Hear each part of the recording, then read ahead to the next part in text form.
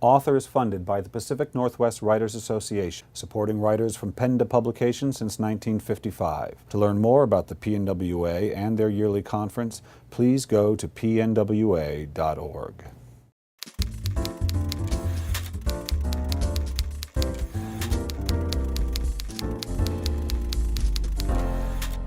Hi, this is Bill Kenower of Author Magazine, and I'm here at the PNWA Writers Cottage at Gilman Village in Issaquah, Washington, with Michael W. Sherer, author of Night Blind. Michael, welcome to Author. Thanks so much. It's great to be here. Michael, I understand that the writing journey for you began actually a little later than is true for most writers, and it started in college. Is that correct? That is correct. Okay. I took a creative writing course my junior year. The guy who taught the course, spent the first couple of classes talking about his writing process and his journey. He graduated from the school about 10 years earlier and had gone to live with his grandmother in Spain, had written a novel about college life, and had come back, knocked on a bunch of publishers' doors, and finally one said yes. Well, it became an instant bestseller. It was turned into a major motion picture starring Liza Minnelli and someone whose name we've since forgotten. And his second book his publisher bought before he even wrote it. Wow. And he said, so he was under pressure to write it. He met his deadline, but he said the book stank.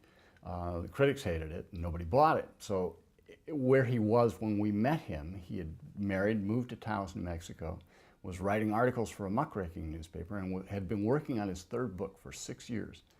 And he'd done several drafts, one of which was epic length with 100 major characters, another which was novella length with about 6 characters, and couldn't figure out what to do with it.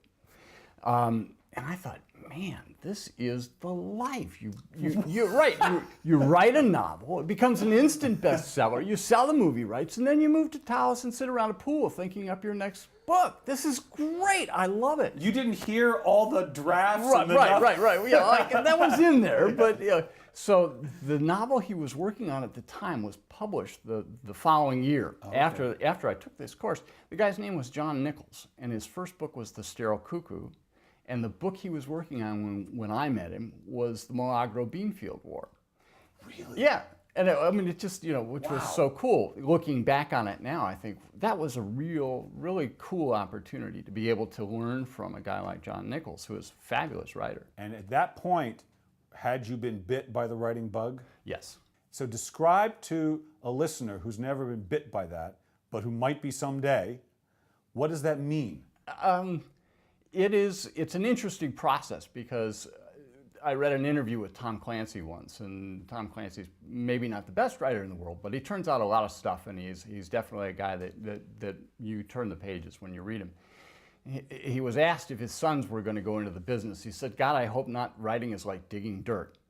And in many respects it is. I mean, it's a job like any other. You got to. I subscribe to the AIC school of writing, which is ass in chair. If you don't sit down in front of the computer or typewriter or legal pad, whatever it is, you're never going to finish a book, and you have to keep writing until the book is done.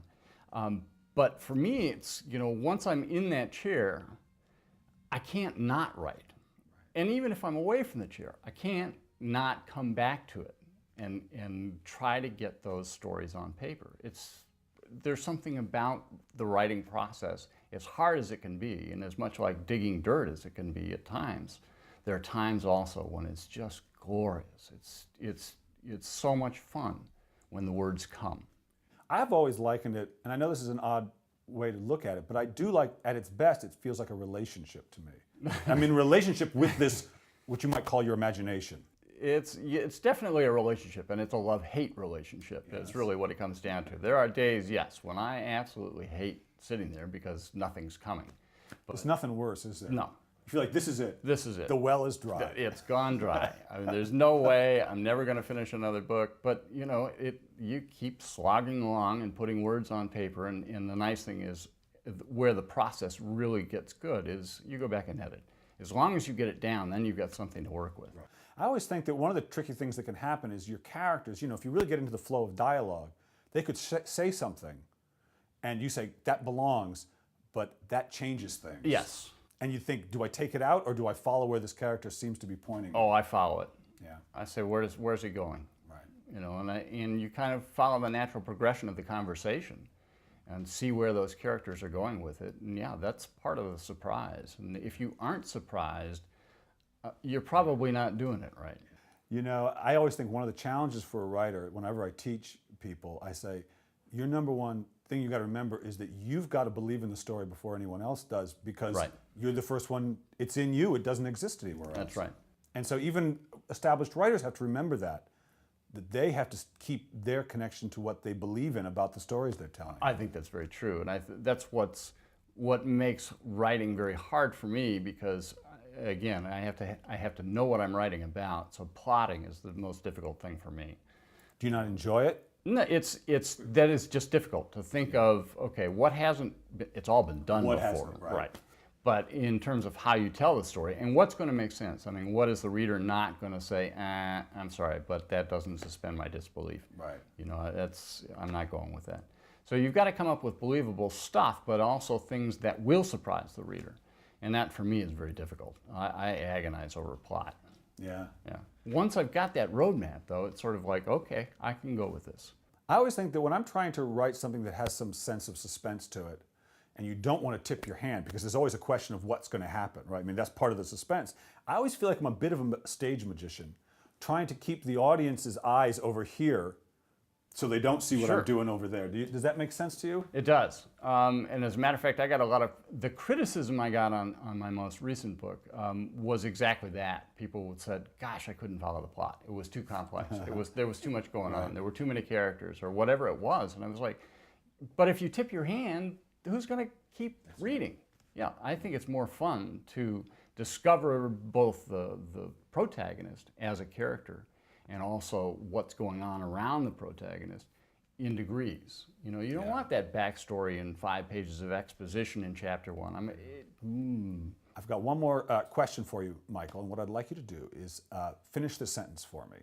If writing has taught me anything, it has taught me what? To be persistent. Yeah. To be persistent, both in search of the story itself, and if you really truly want to write, if you are a writer, you can't not write. You have to continue to do it no matter what form you're published in, even if you're not published. I mean, if you write, you write.